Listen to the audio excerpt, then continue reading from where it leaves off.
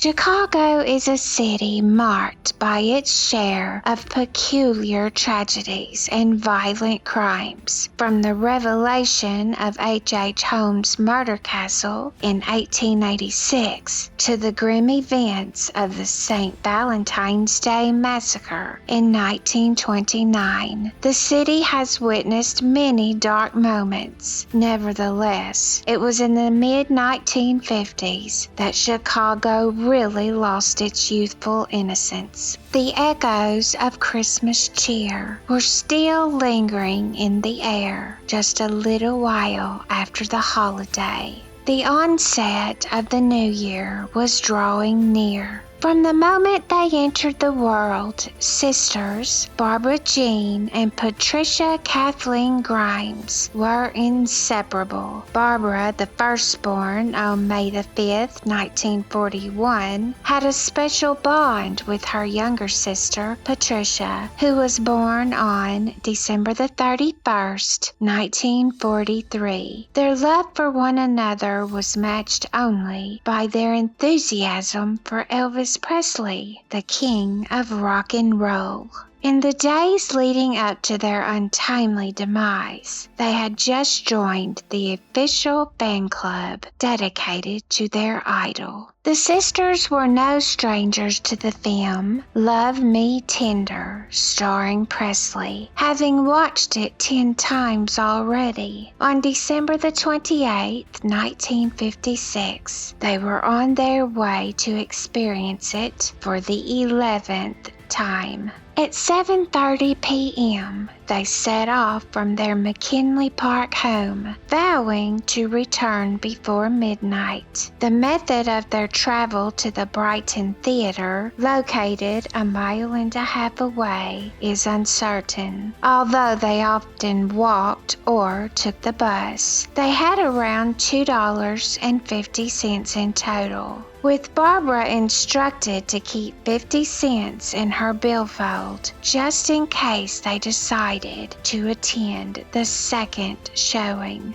Investigators learned from Patricia's friend, Dorothy Weiner, that she had been seated behind the girls with her younger sister during the movie, which confirmed that they had gone to the Brighton Theater. Around 9:30 p.m., the Weiner sisters exited during the intermission of the double feature. On their way out, they noticed the Grimes sisters happily standing in line to grab a bucket of popcorn, radiating a sense of joy and ease. The sisters had opted to watch the second screening, leading their mother to believe they would be home by 11:45 p.m. Yet, when the clock hit midnight and they were still absent, anxiety set in for her. 2 of Loretta Grimes' 7 children, Teresa 17 and Joey 14, were sent to the nearby bus stop to wait for their sisters, Barbara and Patricia. When 3 buses rolled by without them, the pair made their way back home to let Loretta know what had happened. While they passed the time, Loretta contacted their friends, hoping the sisters had made the choice to stay overnight at one of their homes. The moment it dawned on them that no one had any news of the girls, Loretta promptly contacted the police to file a report at 2:15 a.m. on December the 29th. The investigation was one of the largest missing person cases recorded in Cook County, mobilizing hundreds of officers who worked full-time to conduct a thorough search across the city for Barbara and Patricia. Police from adjacent suburbs collaborated to enhance the search, which culminated in the formation of a task force specifically aimed at locating the sisters. A large contingent of local volunteers joined forces with the police on December the 29th to aid in the extensive ground searches. Concurrently, the police conducted door-to-door outreach in Brighton Park. They also worked to dredge the canals and rivers, distributing over 15,000 flyers to ensure the community stayed updated. Church members from the sisters' community raised a reward of $1,000 for anyone who could provide information about their whereabouts. Roughly 300,000 individuals were questioned, with about 2,000 subjected to thorough interrogations regarding their potential roles in the disappearance of Barbara and Patricia. 2 arrests were made, and while the suspects confessed, the charges were eventually dropped. Among the 2 were Edward Bedwell, who alleged that he was forced into making a confession after enduring a lengthy interrogation process. In spite of the police's thorough efforts and numerous media campaigns, there has been no substantial evidence uncovered regarding the disappearance of the 2 young girls. This is especially notable since multiple friends of the sisters witnessed them chatting and entering a Mercury car with a young man who looked remarkably like Elvis Presley. In the lead-up to the formation of the task force, some investigators involved in the case suggested that the sisters had either run away or were choosing to stay with a boyfriend. The parents, however, firmly opposed these ideas. Various theories proposed that the sisters were in Nashville, Tennessee, either to enjoy a concert by Presley or to pursue a lifestyle inspired by him.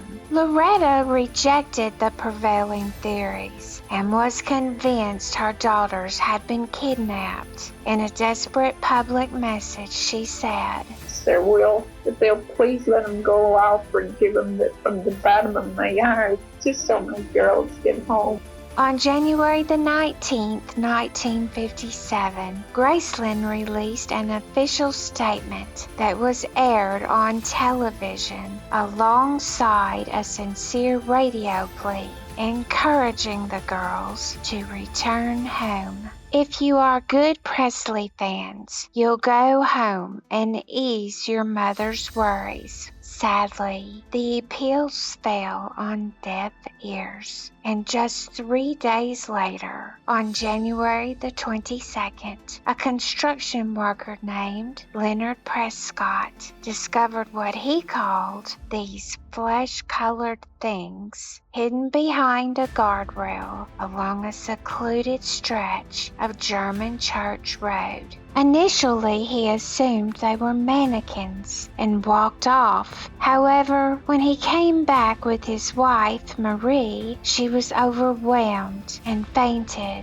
after recognizing that they were the nude, frozen bodies of the Grimes sisters. The Prescotts wasted no time in alerting the Willow Springs Police Department about what they had discovered. The sisters rested on a flat area just behind the guardrail, which extended for roughly 10 feet before descending into the embankment that led down to Devil's Creek.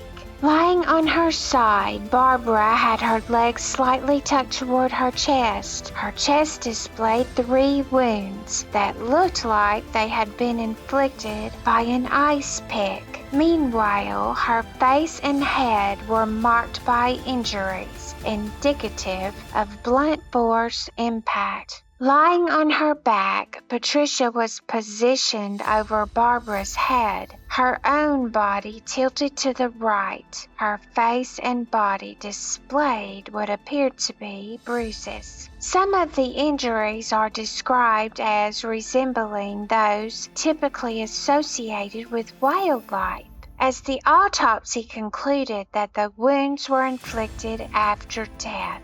Joseph Grimes, their father, was taken to the crime scene to officially confirm the identities of the bodies. A contingent of over 160 officers from multiple suburban Chicago departments, many of whom were volunteering their time, joined forces with untrained civilians to scour the crime scene. This decision would later draw criticism. However, despite the extensive search effort, minimal evidence was discovered that could be directly tied to the murders. Following the discovery of the bodies, the autopsies for Barbara and Patricia were carried out the next day by a team of 3 seasoned forensic pathologists, each spending 5 hours on the examination of the girls. The examination of what was found in the girls' stomachs led to the conclusion that the girls were killed within 5 hours of being seen last at the Brighton Theatre, pinpointing their time of death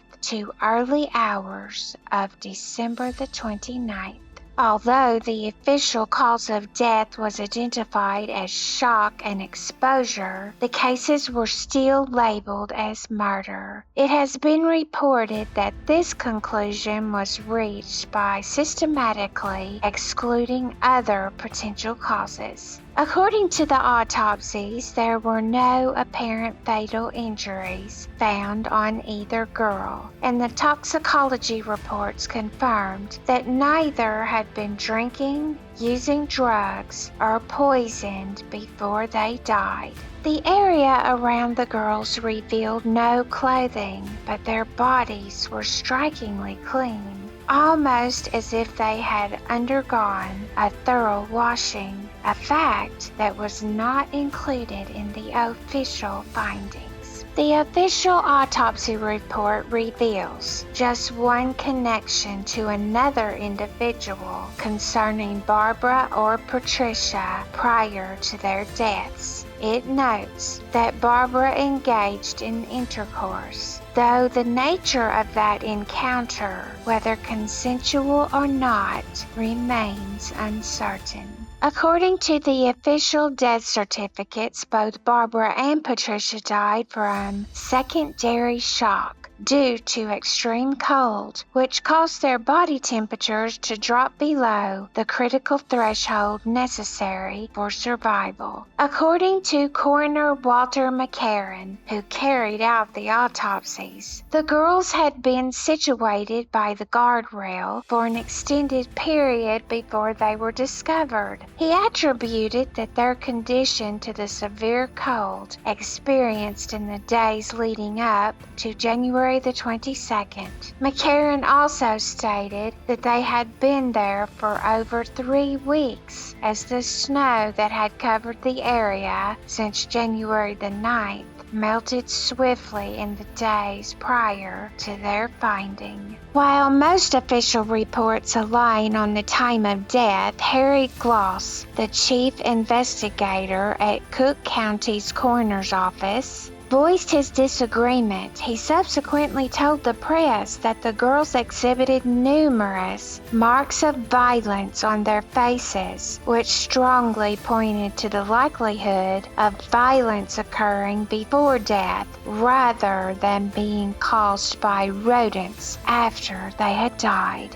He suggested that the thin layer of ice pointed to the sisters being alive at least until January the 7th, based on the weather and the effects of body heat. He thought that they were still warm when they were abandoned in that area, yet he agreed that they were deceased when they were thrown over the guardrail. According to Gloss, both girls suffered assaults throughout their captivity. The autopsy of Patricia revealed the presence of bodily fluids following a swab, suggesting that both Barbara and Patricia had engaged in intercourse. Gloss maintained that this was non-consensual, although the 3 forensic pathologists who conducted the autopsy admitted that they could not determine the nature of consent. The autopsy revealed that Barbara's stomach contained curdled milk, a substance she was not reported to have consumed on the 28th. Gloss held the belief that Edward Bedwell, the primary suspect, was the murderer. He claimed that the examination of the wounds was not thorough enough. According to him, the injuries on the girls suggested they had suffered beatings before being killed, and these patterns of assault matched up with Bedwell's questioning in 1957. He asserted that the investigators withheld certain details of the case to safeguard the girls' reputations and to spare their mother's feelings. Years later, similar accusations emerged from others who alleged they had pursued the original case files and spoken to locals who suggested that the girls often spent their leisure time outside of bars on 36th Street and Archer Avenue, persuading men to buy them drinks. Throughout the investigation, the team asserted that there was no proof to support the idea that either girl was of ill repute or had experienced significant violence or had been violated before their untimely deaths. On February the 15th, Gloss was let go from his position after he stood firm on his statements, asserting that his dismissal was driven by political motives. In a surprising turn, Sheriff Joseph D. Lohman decided to appoint Gloss as a deputy, allowing him to work on the Grimes sisters' case without compensation. The sheriff supported Gloss's belief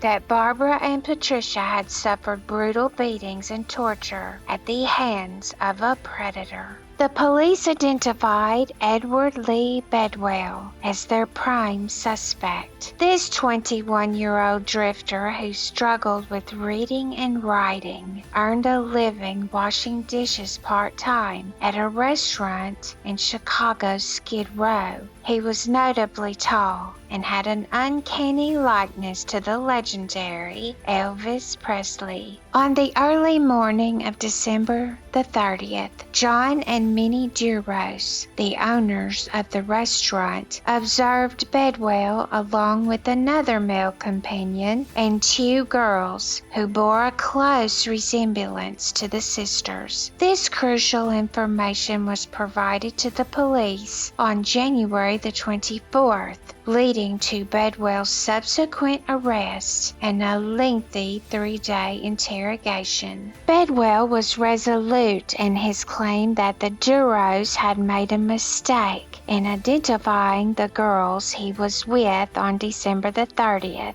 On January the 27th, 1957, he was formally charged with the murders of Barbara and Patricia Grimes after he confessed in a comprehensive 14-page statement. In this confession, he recounted how he and 28-year-old associate William Cole Willingham had been with the girls until January the 7th, primarily frequenting saloons on West Madison Street. After a few days, they compelled Barbara and Patricia to eat hot dogs before subjecting them to violence for rejecting their advances. Ultimately, they discarded the nude bodies of the girls into the snow-laden ditch following the horrific incident. Willingham and Loretta Grimes debated the validity of the confession. According to Willingham, he and Bedwell were accompanied by two girls on December the 30th, but they were not the Grimes sisters. He asserted that he had no part in the murder. Loretta insisted it's simply untrue. My daughters wouldn't set foot on West Madison Street. They didn't even know where it was located. Bedwell took back his statement, asserting that he confessed only after being in custody for 3 days. He was under the mistaken impression that a confession would lead to his release by police. Instead of trusting Bedwell's narrative, his confession was thoroughly investigated, and it failed to align with the autopsy conclusions. He claimed that they had been drinking continuously for days, but toxicology revealed no alcohol present in either girl. He also stated that he force-fed them a hot dog, which was not found in their stomach contents. Moreover, his claim of having beaten them to death was inconsistent with the injuries observed, which did not indicate such a violent cause of death. It was discovered that Bedwell was clocked in at Ajax Consolidated Company from 4:19 p.m. on the 28th until 12:30 a.m. on the 29th. Further evidence confirmed that he was working in Cicero on the day he claimed to have murdered Barbara and Patricia. On February the 6th, Bedwell was released after a $20,000 bond was secured by an individual from Champaign. That year, he was tried for the 1956 assault of a 13-year-old girl in Oak Hill, Florida, but he was acquitted on all charges. Bedwell's life came to an end in November of 1972. In 2013, Raymond Johnson, who once served as a police officer in West Chicago, embarked on a personal quest to investigate a long-standing case. He is optimistic that with the community's help, the mystery can be unraveled. His main focus is on Charles Leroy Melquist, a confessed child killer who had been identified as a suspect during the original investigation in 1957. In September of 1958, Melquist was convicted for the murder of 15-year-old Bonnie Lee Scott, whose decapitated body was found 2 months after her disappearance, less than 10 miles from where the Grimes sisters were found. Interestingly, he was never subjected to questioning, as his attorney had strictly forbidden it. The day following Bonnie's discovery, Loretta received a chilling phone call from someone who took credit for her daughter's murder. The mysterious caller declared, "I've committed another perfect crime." Loretta would insist until her last breath that this caller was the same person who had reached out to her in May of 1957, revealing a unique deformity on one of Patricia's feet that had never been disclosed to the public. Charles Melquist was never formally accused of being involved in the deaths of the Grimes sisters, and he passed away in 2010. The enigma of the Grimes sisters continued to baffle investigators. Thank you for joining me in this video that explores the heartbreaking story of Barbara and Patricia Grimes, two devoted Elvis Presley fans whose lives were cut short.